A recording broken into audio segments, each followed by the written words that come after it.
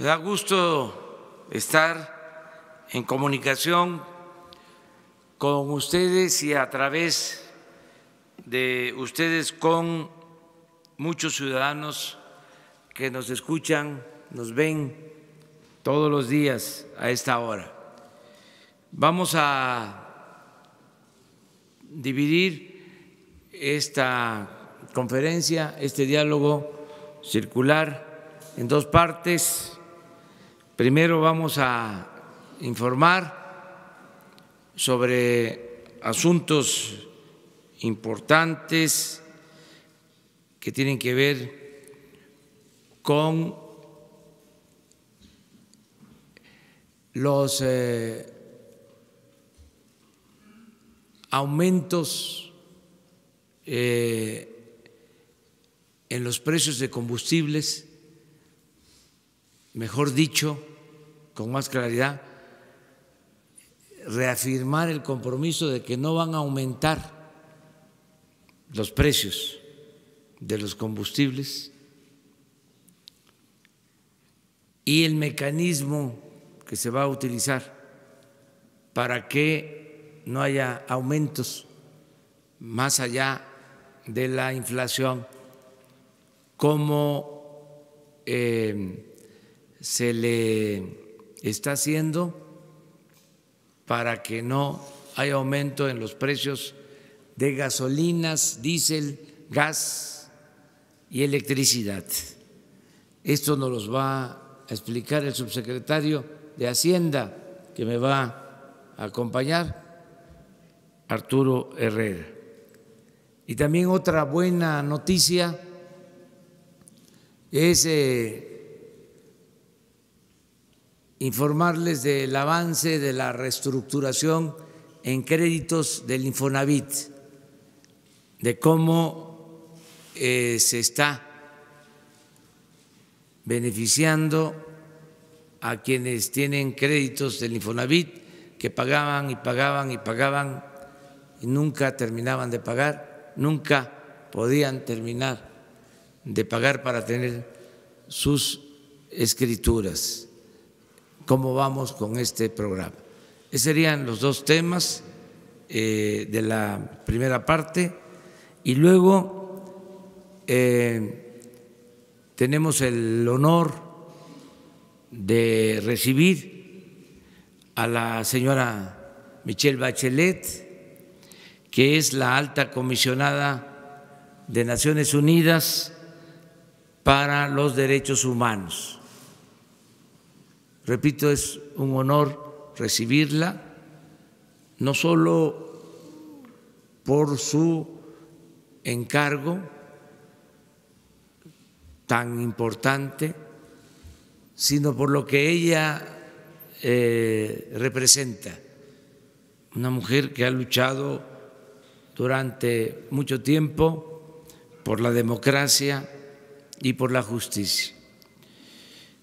Vamos con ella a suscribir un acuerdo o ser testigos de un acuerdo para que se protejan, se garanticen los derechos humanos en nuestro país. Esto va más allá de la legalidad, de la formalidad. Es una convicción que tenemos quienes formamos parte de este gobierno democrático. Entonces, le vamos a dar la palabra a Arturo Herrera, subsecretario de Hacienda. Él nos va a explicar del mecanismo de control de los precios para cumplir el compromiso de que no aumenten los precios de los combustibles. Voy yo a señalar posteriormente dos temas en relación a este asunto, pero ahora Arturo nos explica.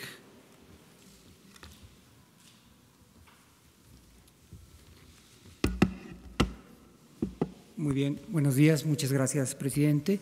Efectivamente, lo que se nos ha solicitado hoy es presentar cuál ha sido la dinámica de los precios de los energéticos y tratar de ver cómo esta dinámica incide con relación al compromiso de esta administración y del presidente que los precios de los energéticos no tengan incrementos más allá de los que señalaría la inflación. Entonces, vamos a empezar con una primera gráfica que muestra cómo han estado evolucionando los precios de la gasolina y del diésel. Las líneas punteadas en cada una de estas gráficas representa cuál es el precio objetivo, es decir, el precio que quisiéramos que tuviera, dado que no aumentara por arriba de la inflación.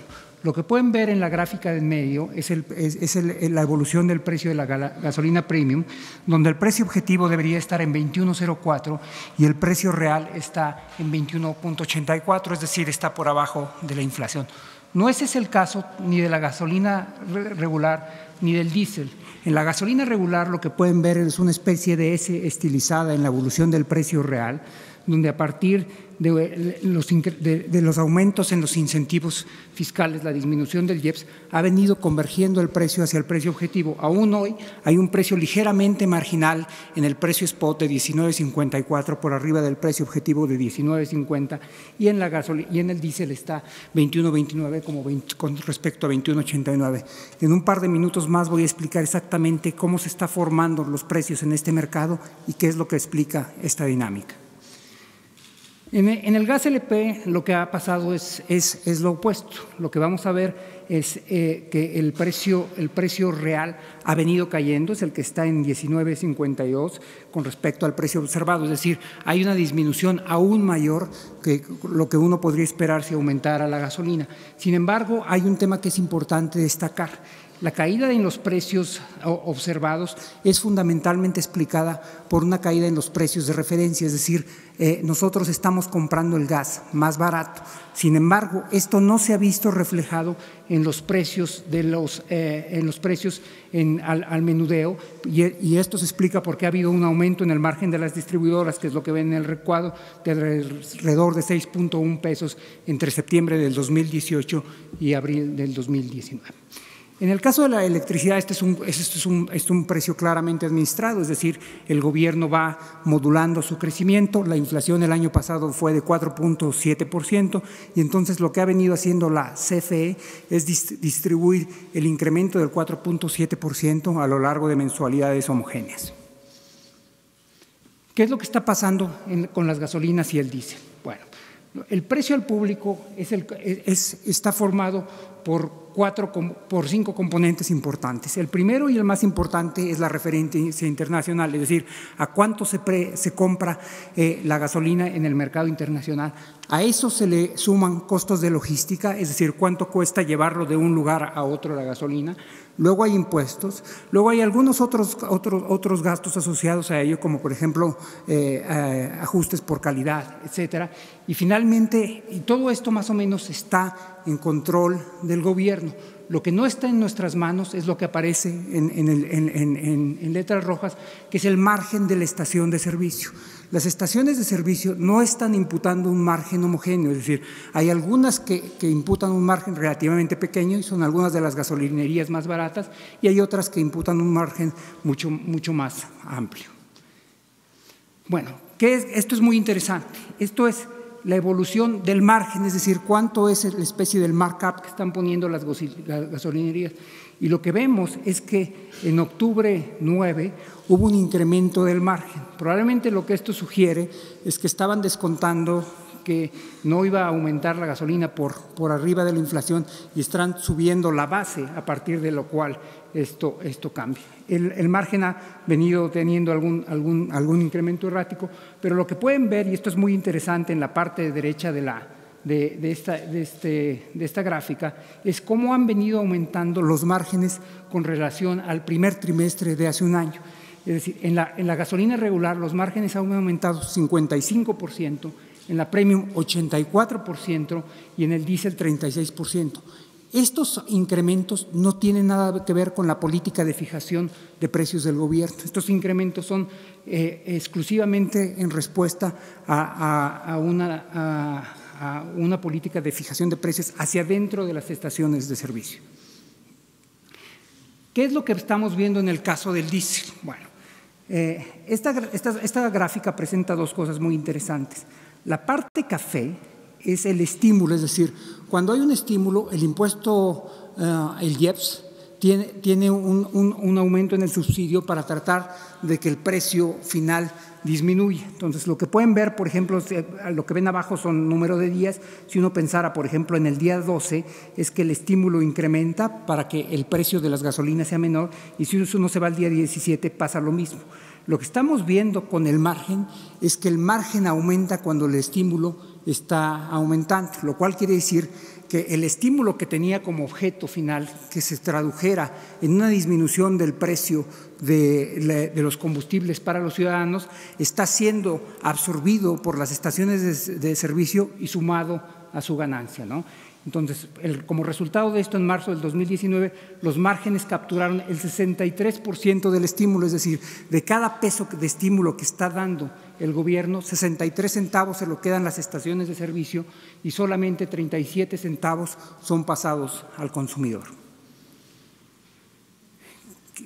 Esta gráfica nos ayuda a entender qué es lo que está pasando. La barra del medio es el precio objetivo, es decir, si el precio de las gasolinas estuviera subiendo de acuerdo a la inflación, este es el que debería tener. La barra de la izquierda, la café oscuro, es el precio real. Y la barra roja es un precio teórico, un precio nocional, que sería el cual estaríamos observando si los márgenes que estuvieran cargando las gasolineras fueran similares a los que cargaron hace un año, es decir, no les pediríamos más ni menos, sino los que habían históricamente cargados. Como se puede ver, en los tres casos el precio teórico sería inferior tanto al precio objetivo como al precio en el mercado spot.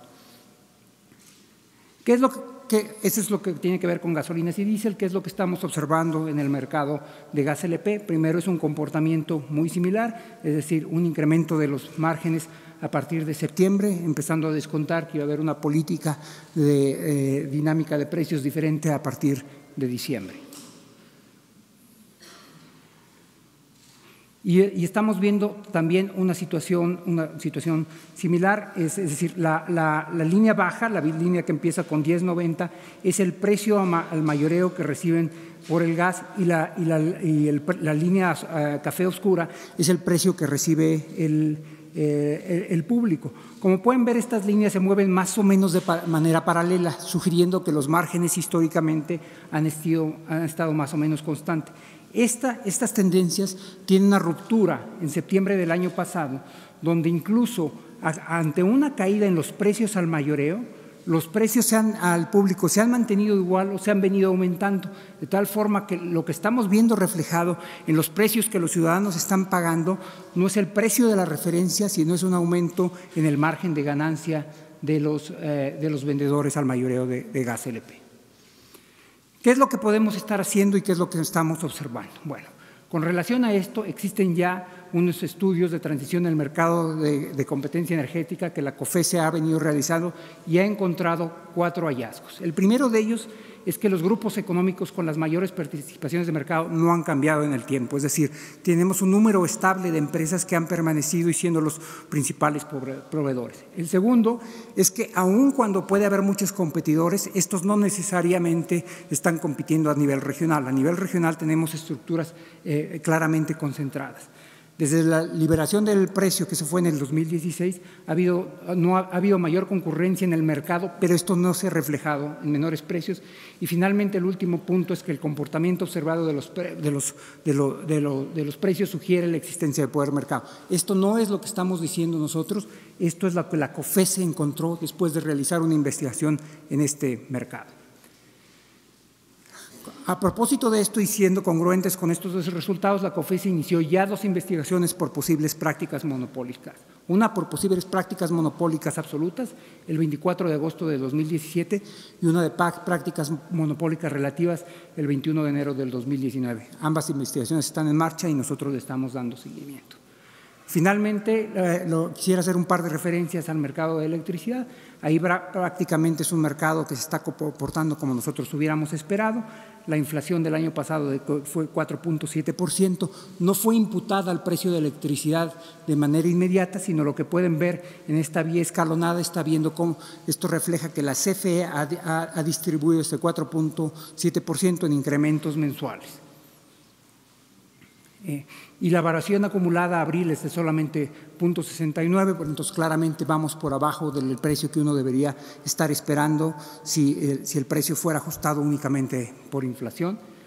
Y estos son todos los comentarios que tenemos en materia del precio y la dinámica de los energéticos. Muchas gracias.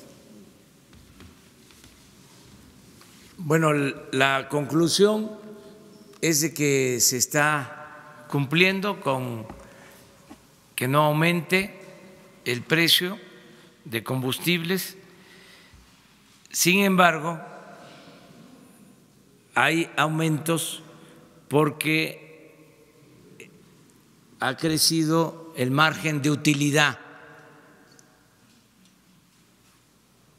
de las empresas de distribución de combustibles. Esta es la situación. Yo hago un llamado a los concesionarios, a los distribuidores, para que actúen con responsabilidad,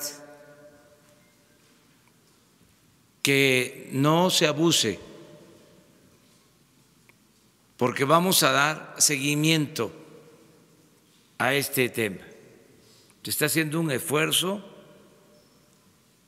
para que no aumenten los precios de los combustibles. Y así va a ser en todo este tiempo, en todo este año. No va a haber aumentos, no va a haber gasolinazos como sucedía anteriormente, porque es un compromiso que hicimos. No aumentos en gasolinas, en diésel, en gas y en la luz, en la electricidad. Pero queremos que todos ayuden, que todos apoyen. Entonces hago un llamado, repito, a los concesionarios para que revisen lo de sus márgenes de utilidad, que no piensen que no estamos observando el comportamiento en el manejo de los precios al consumidor, que es lo que nos importa. Por eso hemos decidido, como un primer llamado, en una primera instancia, pedirles a los concesionarios que nos ayuden. Es un exhorto fraterno, es una convocatoria amigable para que nos ayuden. Puede ser que quienes son los dueños de las empresas, porque hay empresas que manejan hasta 500 gasolineras, no sepan de lo que está sucediendo. Por eso les informamos. Entonces es un llamado, una convocatoria a que nos ayuden para que no haya estos abusos.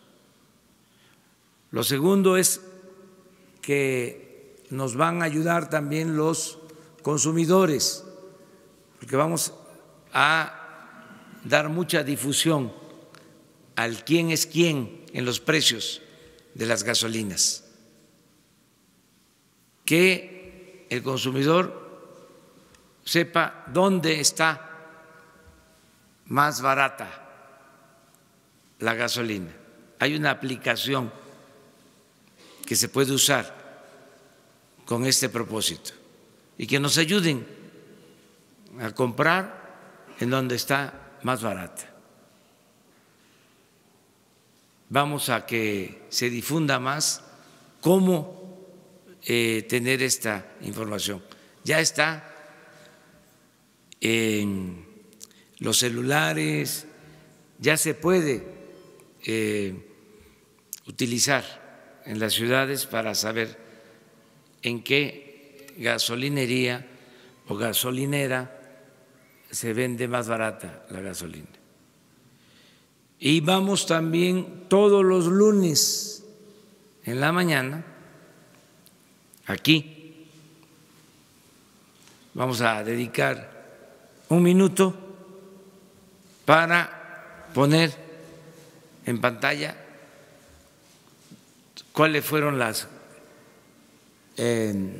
estaciones en donde se vendió más caro en la semana y cuáles fueron las estaciones donde se vendió más barato. Una primera etapa. Si así logramos que haya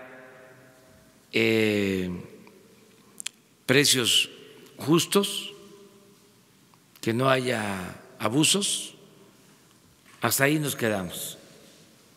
Si no se entiende, si no funciona este mecanismo, que creo que va a funcionar para lograr el propósito de que no haya aumentos en los precios, entonces pensaríamos en crear nosotros un grupo de estaciones de venta en el país.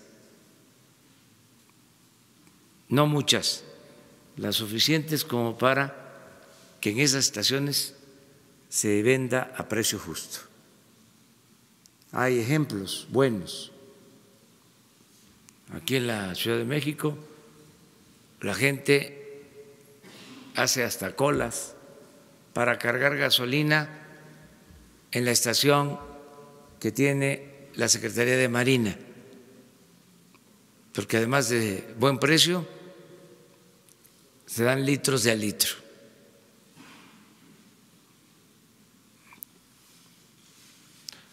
Si es necesario, vamos a crear este mecanismo para estimular la competencia.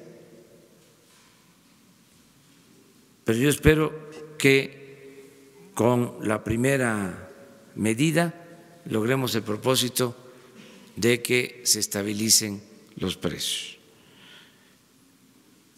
Aclaro, termino este asunto diciendo de que no hay aumentos de impuestos, ni hay impuestos nuevos. Los compromisos se cumplen. Digo esto porque ayer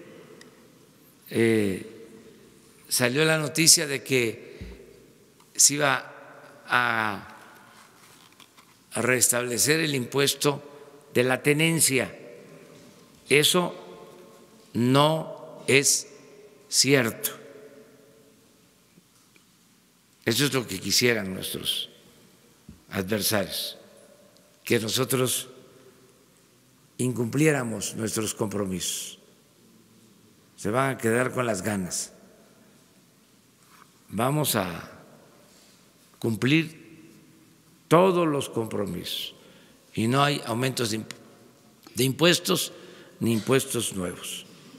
Muy bien, pasamos a lo del Infonavit, que es otra buena noticia, que el director del Infonavit nos va a informar cómo va el programa de reestructuración de los créditos. Gracias, presidente. Gracias, amigos de los medios de comunicación. Les informamos cómo va el programa de responsabilidad compartida.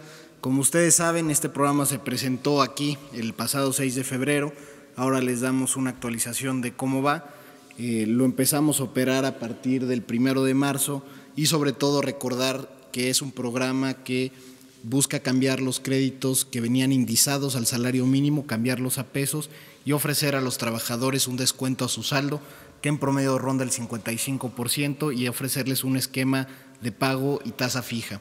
Este año nos fijamos una meta de 194,000 trabajadores que tiene que ver con los casos más extremos que encontramos en la nueva administración, que eran créditos que a pesar de estar vigentes, la gente enfrentaba un saldo positivo creciente que se volvía verdaderamente una carga para la familia. Entonces lo que hicimos es agarrar los casos más extremos e iremos avanzando a lo largo del sexenio para llegar a 750,000 casos aproximadamente. En la que sigue vamos a ver cómo va el programa al día de hoy. Hemos ya firmado 16,657 convenios de cambio, lo cual representa 3,594 millones de pesos de descuentos a los saldos. Es muy relevante mencionar que en tan solo un mes hemos logrado, poco más de un mes, 16,000 casos. Esto ya lo convierte en el programa más exitoso de cambios que ha tenido el Infonavit en sus más de 40 años de historia, y esto es gracias al concurso de los distintos sectores, tanto el sector empresarial como el sector sindical, que ha apoyado este tipo de programas, además de, por supuesto, la vocería que ha ofrecido el secretario Román Meyer y todos los demás funcionarios del gobierno federal que nos han apoyado a difundir este programa, y por supuesto ustedes como medios de comunicación que han sido también muy buenos para difundir este programa. Entonces vamos en 16,657 y esperamos, vamos en línea con lo programado, vamos a cumplir la meta hacia final de año para llegar a los 194,000 acreditados y seguir con el programa a lo largo del sexenio. Y a continuación le presentamos un testimonio de una persona acreditada que fue beneficiaria de este programa, y con esto terminaríamos.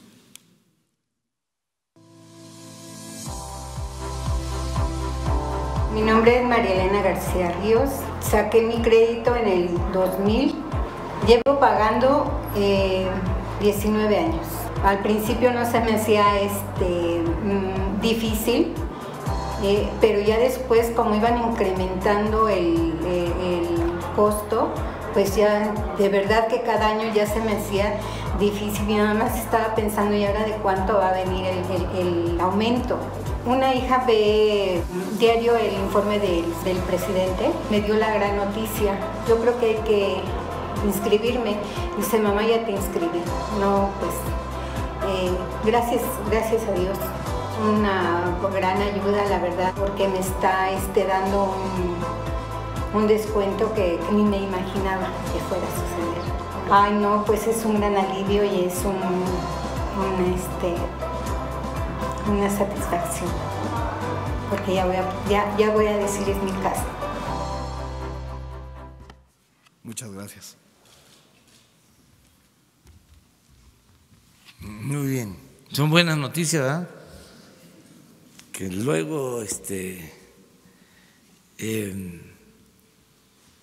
dicen muchas otras cosas, como son amplias las libertades, pero tenemos también que considerar que se va avanzando poco a poco y vamos a seguir con este propósito. Si les parece, abrimos a preguntas y respuestas y en 10 minutos, tenemos 10 minutos, a ver, una izquierda, un centro y una derecha.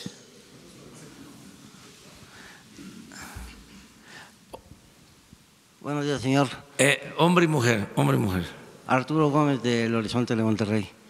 Respecto a la Guardia Nacional, señor, ¿cuándo se va a designar al titular para que este cuerpo de seguridad empiece a operar? Y en el caso de Nuevo León, si hay alguna acción concertada con el gobierno para abatir los homicidios dolosos que se mantienen al alza. Muy bien, les informamos para el jueves, pasado mañana, se da a conocer el Estado Mayor de la Guardia Nacional y el director o comandante de esta corporación. Y vamos a informar sobre el avance que se tiene en la constitución de la Guardia Nacional. Pasado mañana, aquí ya se dan a conocer quiénes serán los responsables de dirigir la Guardia Nacional para garantizar la seguridad pública en el país. Acerca de un programa especial para Nuevo León, lo estamos aplicando. Yo reitero, son 2 etapas. Ahora todo lo que hacemos para garantizar la paz, la tranquilidad, sin que se tenga todavía en operación la Guardia Nacional, y la etapa nueva que va a consistir en el desempeño de la Guardia Nacional, que va a tener presencia en todo el país, inicialmente en 150 coordinaciones territoriales y luego en 266. Ya pasado mañana les informamos con cuántos elementos vamos a iniciar, en dónde van a estar y cómo vamos a ir ampliando el número de elementos para cubrir todo el territorio nacional.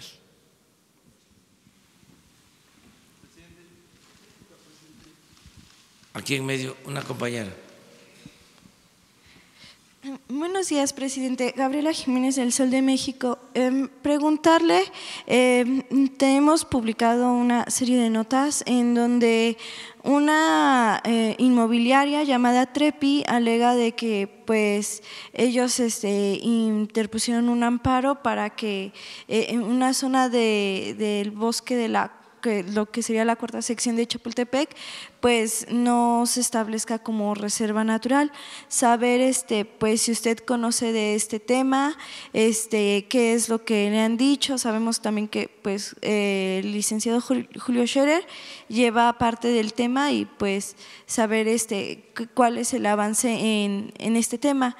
Y por otro lado, también preguntarle sobre una de las empresas más importantes a nivel turístico y hotelero en Estados Unidos dice que es un error la propuesta que han hecho de eliminar la promoción turística en México, porque pues esto pues no le daría tanta vista al país en esta materia. Saber pues su opinión respecto a eso y si harían caso a estas recomendaciones y decidan a lo mejor no regresar el Departamento de Promoción Turística, pero pues sí darle cierta continuidad con un programa alterno. Gracias. Sí, bueno, lo de los permisos ya ayer hablé. No vamos a otorgar permisos para la construcción de edificios en el bosque de Chapultepec. Siempre ha sido una lucha porque hay invasores, no precisamente gente humilde, sino invasores fifís,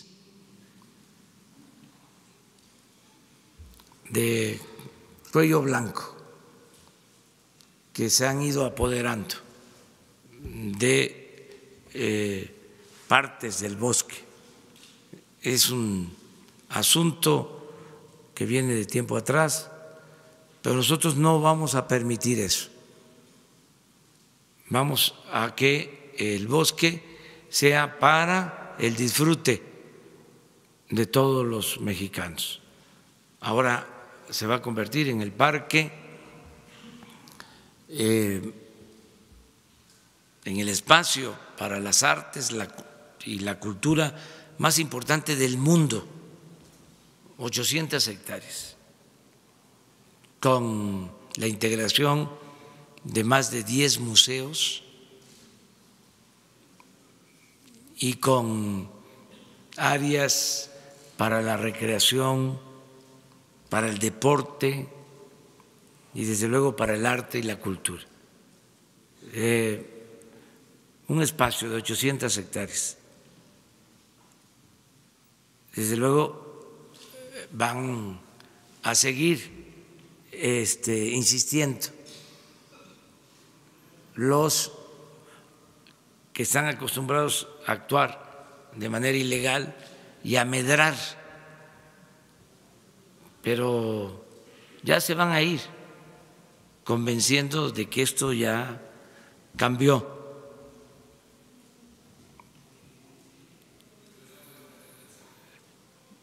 Ellos son muy persistentes en seguir haciendo negocios con el influyentismo al amparo del poder público. Les gusta mucho el régimen de corrupción, pero nosotros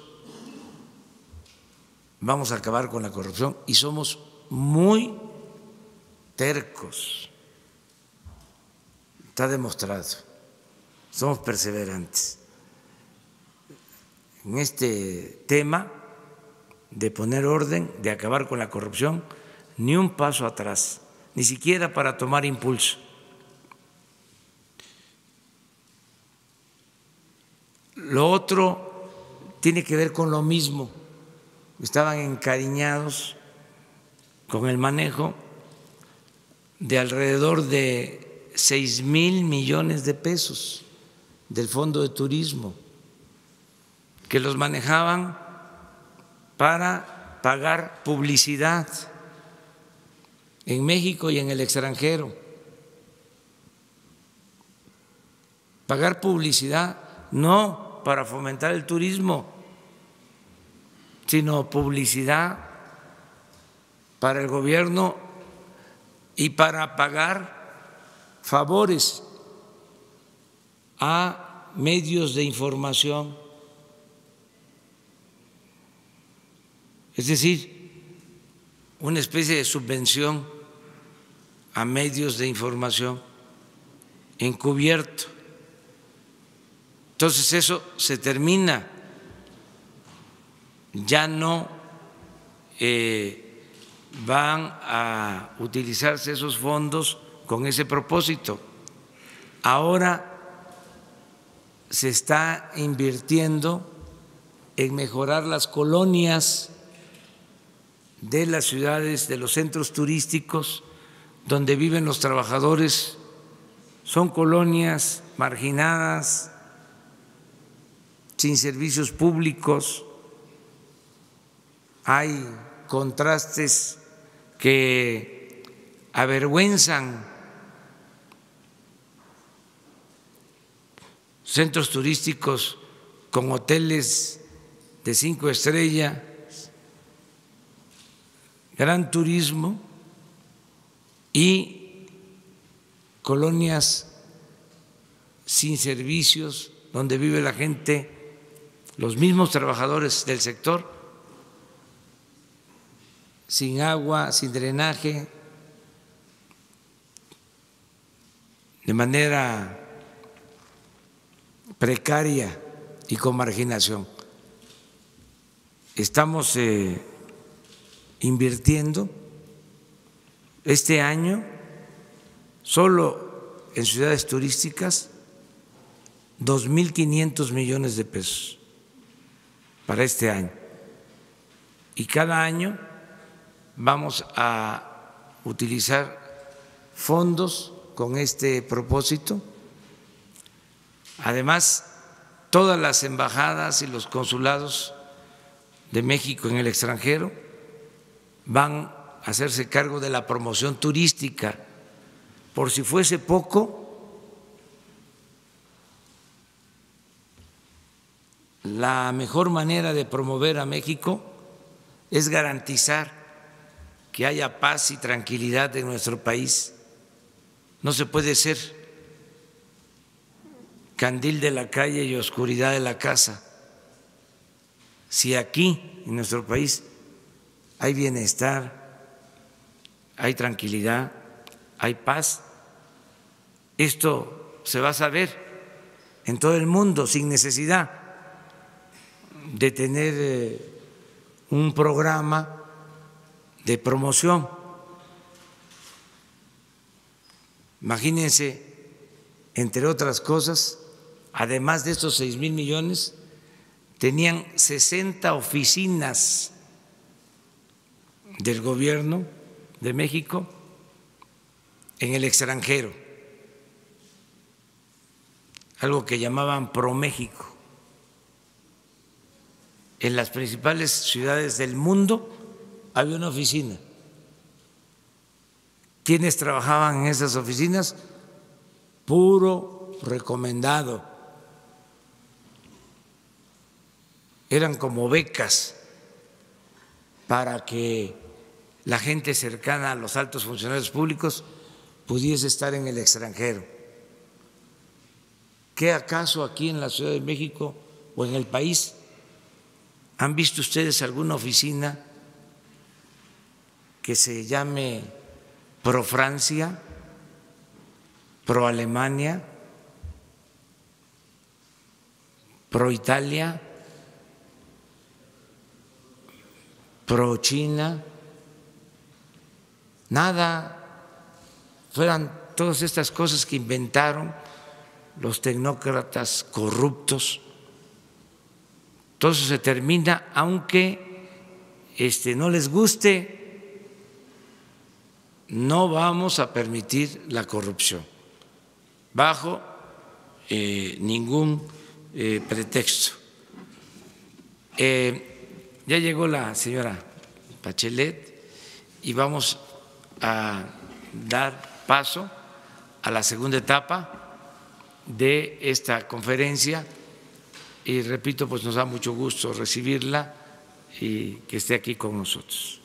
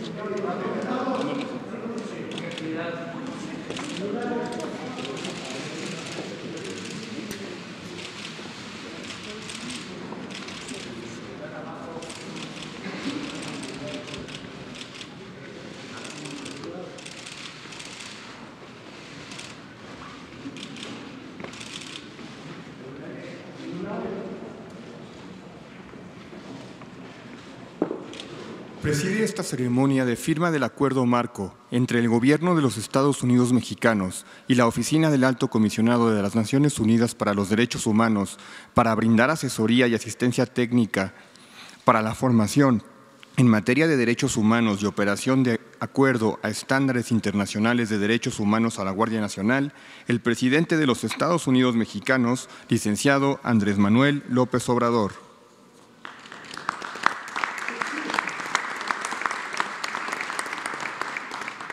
Lo acompañan la alta comisionada de las Naciones Unidas para los Derechos Humanos, doctora Michelle Bachelet.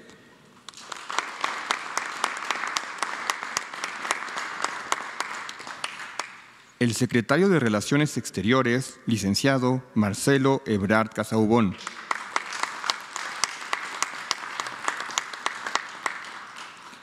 El secretario de Seguridad y Protección Ciudadana, doctor Alfonso Durazo Montaño.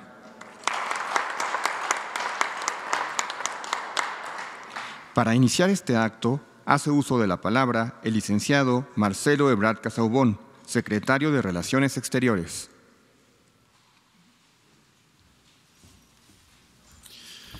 Con su permiso, señor presidente, saludar muy especialmente la presencia el día de hoy de la doctora Bachelet, alta comisionada de las Naciones Unidas para los Derechos Humanos. Muchas gracias por su visita, por su participación.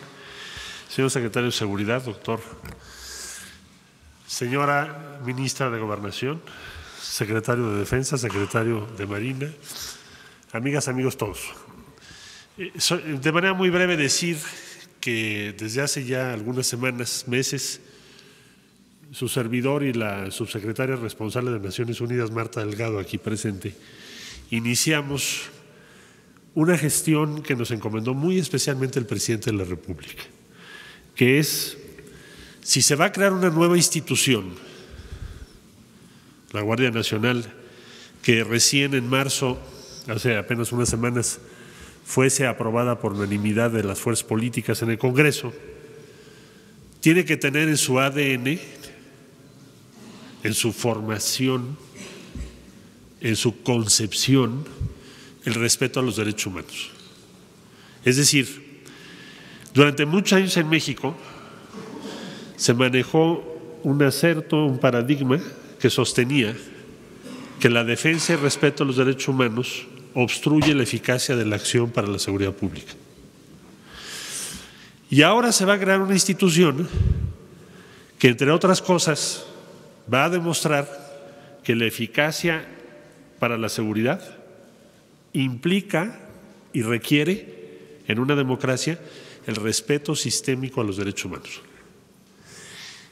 Y la Oficina de la Alta Comisionada de las Naciones Unidas para los Derechos Humanos, encabezada por la doctora Michelle Bachelet, ha aceptado participar en esta construcción desde ahora para que esta nueva institución que México va a formar para garantizar la seguridad pública tenga en su ADN los derechos humanos. De manera que es una muy buena noticia para todas y todos los mexicanos y estamos sumamente agradecidas con la resolución de la Oficina de la Alta Comisionada de las Naciones Unidas para Derechos Humanos para participar en esta ardua tarea.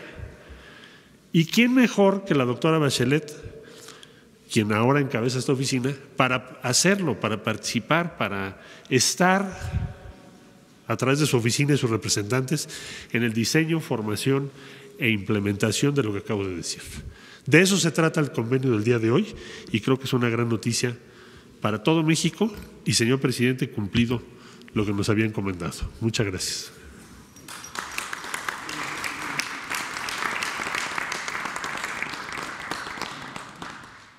Escucharemos ahora la participación del doctor Alfonso Durazo Montaño, secretario de Seguridad y Protección Ciudadana de México. Muy buenos días a todas, a todos ustedes.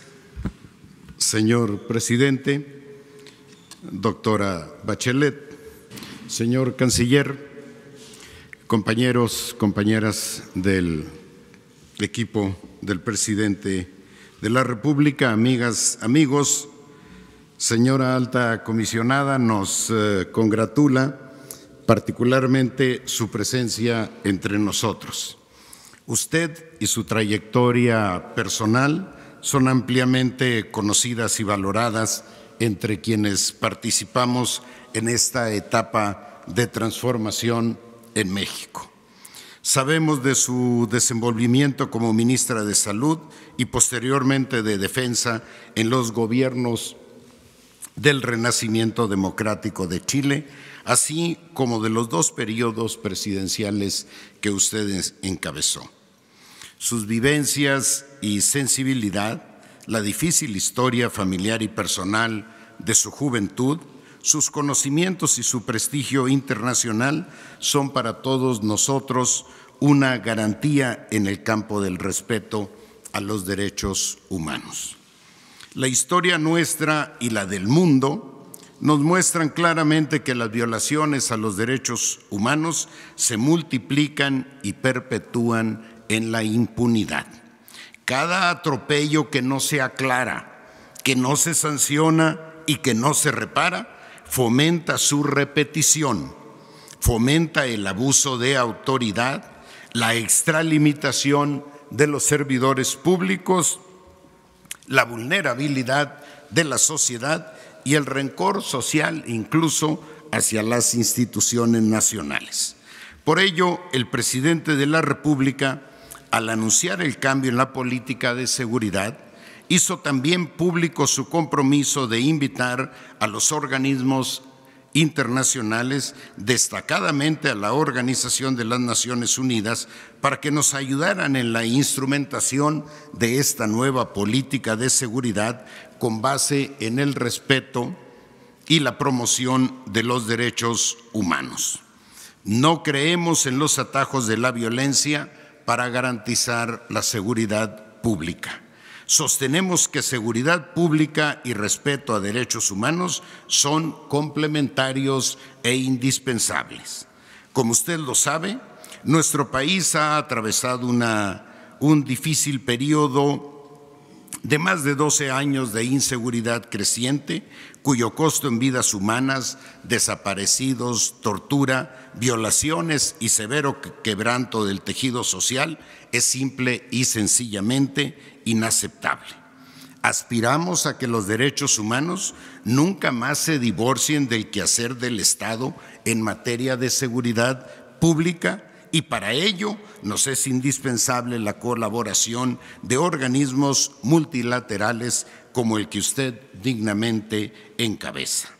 La Guardia Nacional, cuyo diseño constitucional fue recientemente aprobado por unanimidad, es una de las respuestas que estimamos ayudará de manera definitiva a la recuperación de la paz y la seguridad a la que legítimamente aspiramos las y los mexicanos. Tenemos el compromiso de que nuestra naciente Guardia Nacional sea ejemplar y que su organización, capacitación y actuación respondan a los más altos estándares internacionales en materia de derechos humanos. Buscamos que sea un cuerpo profesional respetado por la sociedad, digno de contar con su confianza y eficaz en el combate a la criminalidad sin excesos ni abusos de ningún tipo. La perspectiva de los derechos humanos es también un elemento esencial del modelo nacional de policía que estamos elaborando junto con los gobiernos estatales y municipales. La regeneración ética de la sociedad y la atención a las necesidades sociales básicas son al mismo tiempo un medio y un propósito de la transformación que vive nuestro país. En el ámbito de la seguridad pública y el combate a la delincuencia, buscamos que esta regeneración ética se traduzca en una opción preponderante por los métodos pacíficos. Por ello es indispensable la colaboración internacional. Mucho esperamos, señora alta comisionada, de la colaboración que usted y el organismo a su cargo puedan brindarnos en esta materia para que nuestra política de seguridad pública sea a la vez eficiente y vanguardista en el respeto a los derechos humanos. Muchas gracias por su atención.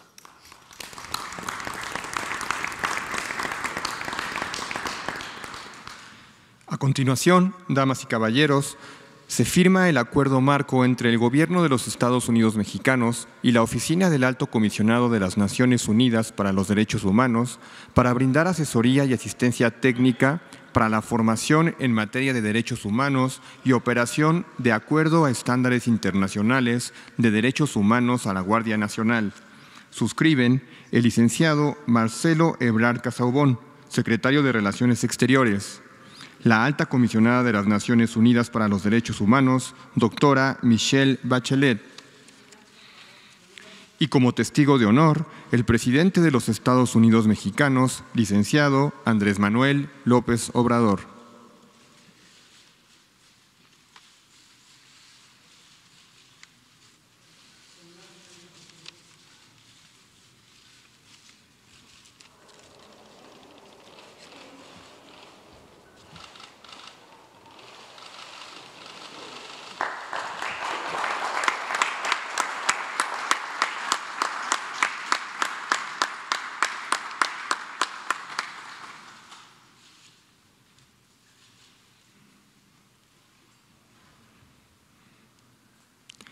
continuación, escuchemos el mensaje de la doctora Michelle Bachelet, Alta Comisionada de las Naciones Unidas para los Derechos Humanos.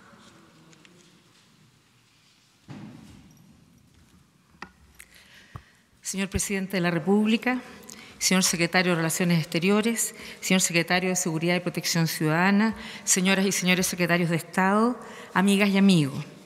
Hoy mi oficina ha firmado con México un acuerdo que tiene por objetivo contribuir al fortalecimiento de las capacidades del Estado mexicano en el contexto de la reforma constitucional sobre la Guardia Nacional. Durante mi visita he escuchado a múltiples actores hablar sobre los importantes y complejos retos que enfrenta México en materia de derechos humanos. La preocupación por la seguridad y sus impactos sobre la vida diaria de las personas han sido mencionados una y otra vez. Mi oficina no puede estar ausente de los esfuerzos para superar los desafíos de un país con más de 40.000 personas desaparecidas, según registros oficiales, en el que 9 mujeres son asesinadas al día y que ha alcanzado tasas de homicidios altas desde 1990 en los últimos años. El acuerdo que hoy firmamos demuestra el interés compartido por las partes en avanzar hacia un claro cambio de paradigma que coloque a los derechos humanos en el centro del accionar de la fuerza pública. La experiencia nos demuestra que no se puede lograr la seguridad sin un pleno respeto a los derechos humanos y que no se pueden disfrutar los derechos humanos sin condiciones de seguridad. Asimismo, cuando no se respetan los derechos humanos en la lucha contra la delincuencia, lo que se genera es un ciclo creciente de violencia. El acuerdo firmado hoy es amplio, va más allá de la capacitación e incorpora elementos que reforzarán el carácter civil que debe tener un cuerpo de seguridad, entre ellos mecanismos de participación ciudadana, construcción de indicadores, mayor transparencia, rendición de cuentas y dignificación y profesionalización de la función policial. Uno de los elementos más relevantes en el proceso de reforma constitucional en materia de Guardia Nacional fue la apertura para escuchar e incorporar diversos planteamientos de los grupos políticos del Congreso de la República, sociedad civil, academia, víctimas de graves violaciones de derechos humanos, organismos públicos de derechos humanos y agencias de Naciones Unidas. Y hoy celebro que fruto de ese proceso se alcanzó un consenso en una materia especialmente compleja, incorporando muchas de las preocupaciones y propuestas hechas por los diversos actores. Ese consenso es una muestra de madurez que podemos ver reflejado también en el proceso de elaboración de la legislación secundaria derivada de la reforma, la Ley de la Guardia Nacional, la Ley Nacional de Uso de la Fuerza, la Ley Nacional del Registro de Detenciones. Estoy convencida de que los actores que participaron en el proceso de elaboración de la reforma constitucional tendrán mucho que aportar también en esta segunda etapa. Mi oficina continuará apoyando estos procesos legislativos y su posterior implementación. La Guardia Nacional representa una oportunidad para construir una corporación que haga compatible la obligación que tiene el Estado de proveer seguridad a su población y al mismo tiempo salvaguardar los derechos humanos de sus habitantes. De esta forma se superaría el paradigma que en los últimos 12 años ha desprotegido a las personas y ha sido una fuente de agravio para sus derechos. Los esfuerzos centrados en la Guardia Nacional deben complementarse, por supuesto, con el fortalecimiento del resto de las corporaciones policiales. La debilidad estructural de los cuerpos policiales en todo el país puede revertirse por medio de la profesionalización de las policías y la dignificación de su labor. La dotación de suficientes recursos y la mejoría de los procesos de selección, capacitación y evaluación de su actuación resultan esenciales. También el reconocimiento y respeto de los derechos de quienes integran las corporaciones policiales son clave. Porque es cierto que toda sociedad tiene que garantizar que sus policías cuenten con los recursos para desarrollar su labor y con las condiciones para tener, unas condiciones dignas de trabajo. Y la responsabilidad de todas las autoridades en la garantía de la seguridad con pleno respeto a los derechos humanos es una obligación de cualquier país, pero en un país federal como México, donde los estados y municipios tienen las competencias muy amplias relacionadas con la seguridad, ninguna política de seguridad podría funcionar sin la efectiva participación y compromiso de dichas autoridades. Finalmente, todo este trabajo se complementa con las recomendaciones internacionales hechas a México y los estándares y decisiones de organismos regionales e internacionales como la Corte Interamericana de Derechos Humanos, que ofrecen al Estado mexicano herramientas de cambio para avanzar en el estado de respeto de los derechos. Pongo a disposición de las autoridades mexicanas la experiencia de mi oficina en México, acumulada a lo largo de los últimos 18 años de procesos de construcción de política pública, armonización legislativa, capacitación, construcción de indicadores, documentación de casos y participación de la sociedad civil. Esta será una nueva contribución de mi oficina, con un compromiso de largo plazo que permita tener cuerpos de seguridad confiables, efectivos y respetuosos de los derechos humanos. Estoy convencida, presidente, que la colaboración entre el Estado mexicano y mi oficina tendrá, sin duda, aportará a un efecto transformador positivo para que seguridad y derechos humanos vayan siempre de la mano. Muchas gracias.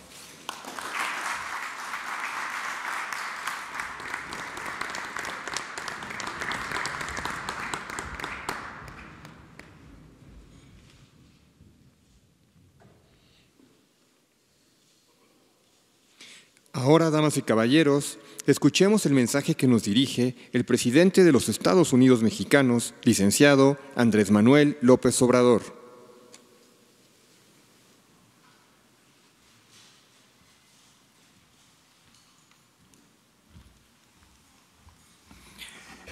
Amigas, amigos, este es un acto muy importante, podría decir histórico, porque se firma el acuerdo con Naciones Unidas, con la alta comisionada de Derechos Humanos, la señora Bachelet, para el acompañamiento de una nueva etapa en el propósito de garantizar la paz y la tranquilidad en nuestro país. Es interesante hablar sobre los antecedentes del por qué estamos iniciando esta nueva etapa a partir de la creación de la Guardia Nacional. Por mucho tiempo se impidió legalmente al Ejército y a la Marina, a las Fuerzas Armadas, atender lo relacionado con la seguridad pública. De acuerdo a la Constitución, tenían encomendada estas instituciones la defensa nacional, la seguridad del Estado, la seguridad interior, pero no podían participar en acciones vinculadas a la seguridad pública. Se tenía que apoyar el gobierno federal en las policías y en el caso de la Federación en una policía federal que se creó hace 20 años. Se pensó que con esta Policía Federal se podía garantizar la seguridad pública. Esta institución desafortunadamente no se consolidó, no pudo profesionalizarse, llegó a tener 40,000 elementos, pero efectivos 10,000. Ya solo en lo cuantitativo resultaba insuficiente para atender las necesidades de seguridad pública en todo el país. Como no tenía el gobierno posibilidad de enfrentar el problema de la inseguridad y de la violencia, se utilizaba al Ejército y a la Marina de manera extralegal para llevar a cabo operativos orientados básicamente al combate al narcotráfico. Al final de cuentas, la población no tenía protección porque no se contaba con elementos para garantizar la seguridad pública. Hace poco recibimos el informe de que el gobierno contrataba a 50,000 elementos de policías, en su mayoría privados, para cuidar sus instalaciones, mientras se contaba para cuidar a la gente con 10,000 elementos. Por eso se propuso la reforma a la Constitución. Se habló con toda claridad al pueblo de México de esta deficiencia y de la necesidad de legalizar la participación del Ejército, de la Marina en la tarea de seguridad pública. Esto que se aprobó, el que puedan ahora estas fuerzas ayudarnos en las tareas de seguridad, es un gran avance, porque vamos a contar con dos instituciones fundamentales, el Ejército y la Marina.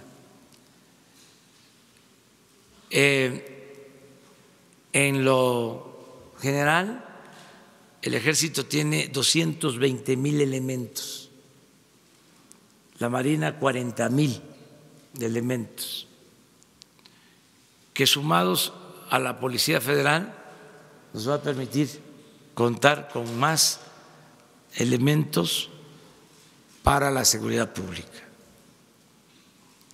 Pero no solo es eso, vamos a poder, sin simulación, de conformidad con la Constitución y las leyes, contar con una institución como el Ejército, que tiene profesionalismo, que tiene disciplina, que tiene instalaciones en todo el país. La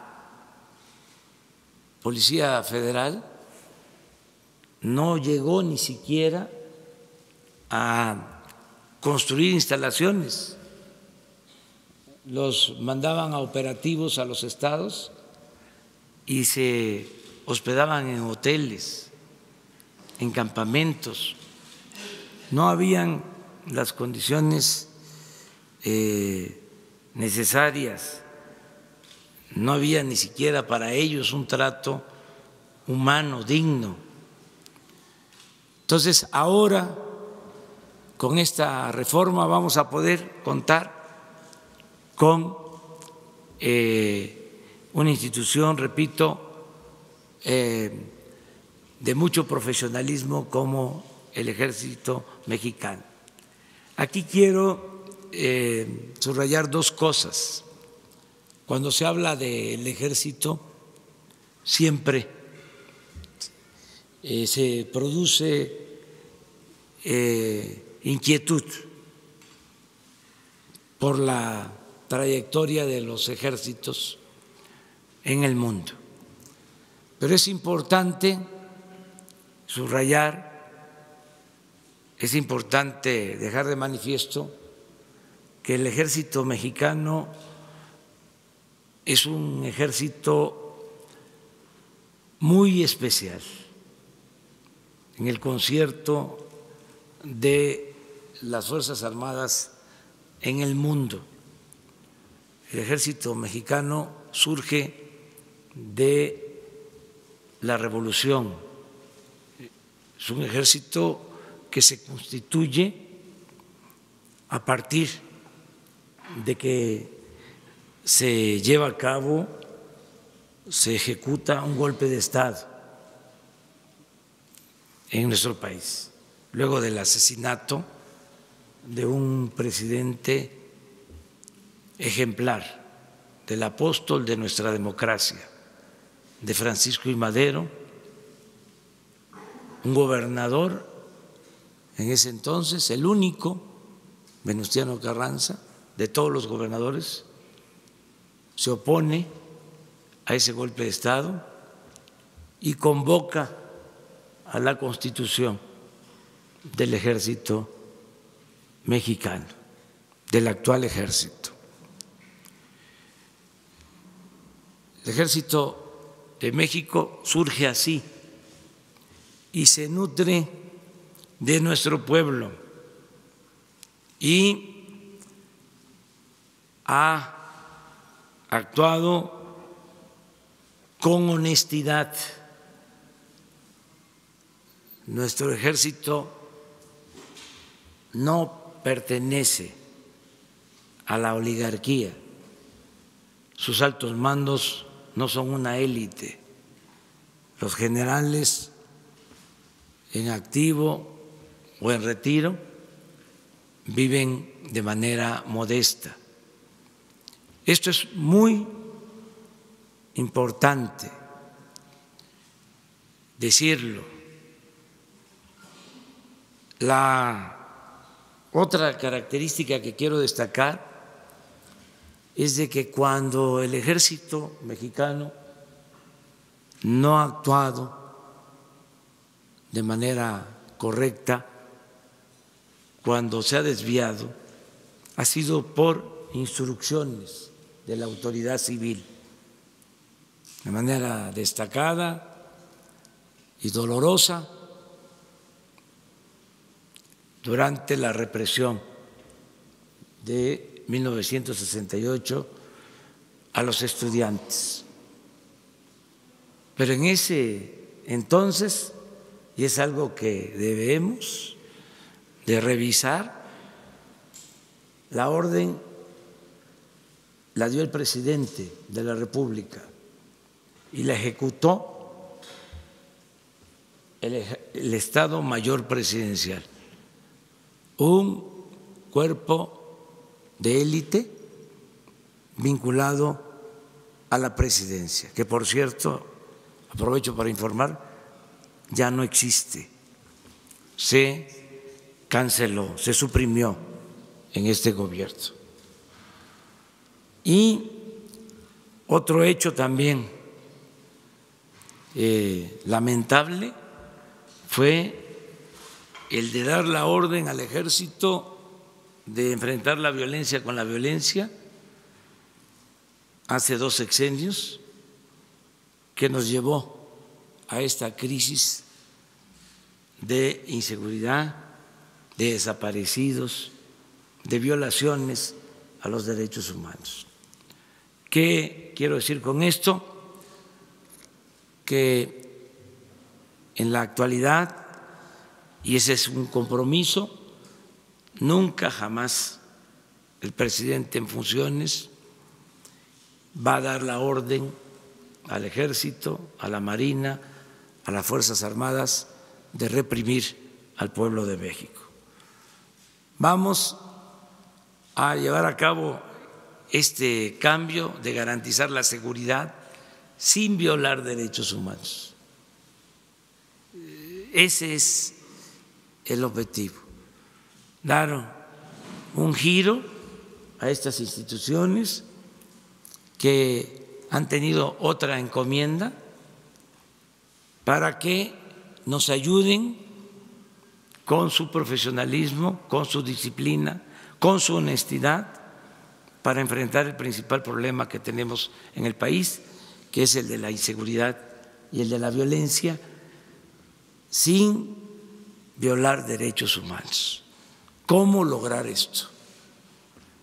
¿Cómo garantizar al mismo tiempo la seguridad y proteger la vida, que es el principal de los derechos humanos?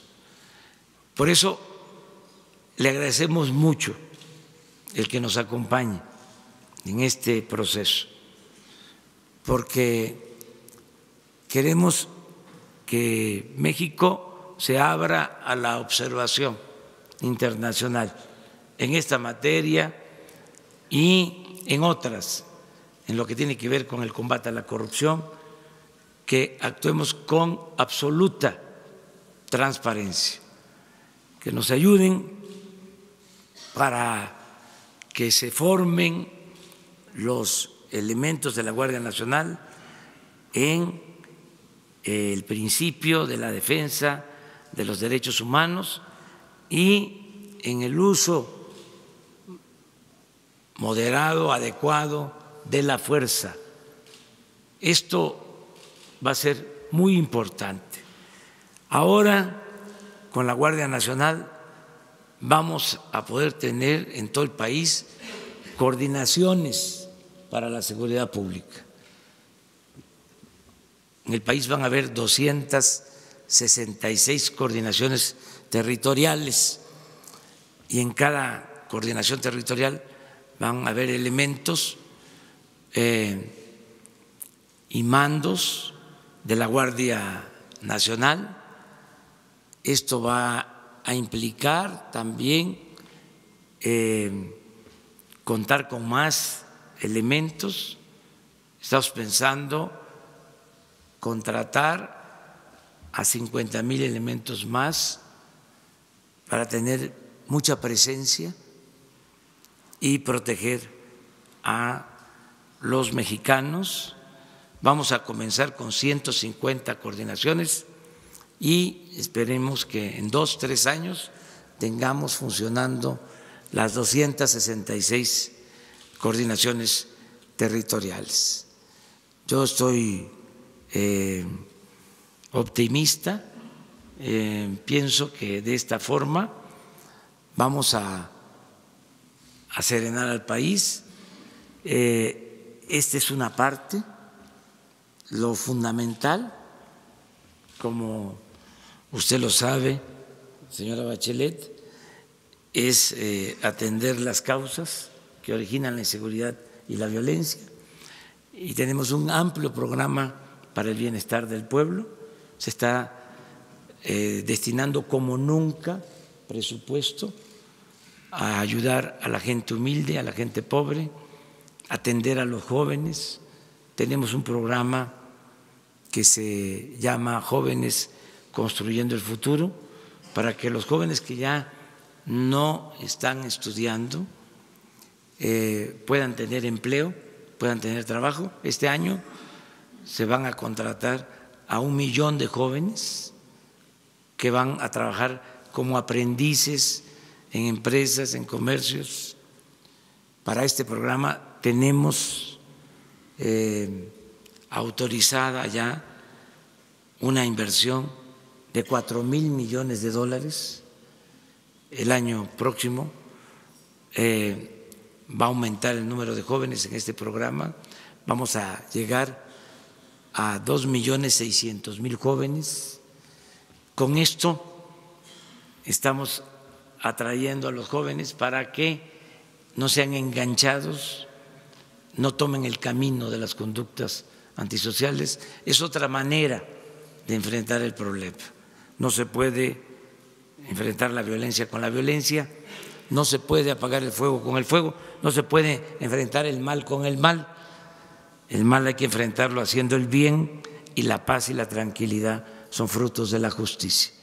Pero este complemento, que es el de tener una buena organización para la seguridad, va a terminar de consolidar nuestra estrategia y garantizar la paz y la tranquilidad en el país. Muchas gracias por ayudarnos en esta importante tarea. Decía yo antes de que llegara que además de ser comisionada de Naciones Unidas para Derechos Humanos, independientemente del cargo o del encargo que tiene, su trayectoria es ejemplar. Yo, como muchos otros mexicanos, le admiramos a usted y nos da mucho gusto que esté de visita en nuestro país. Muchas gracias, señora Bachelet.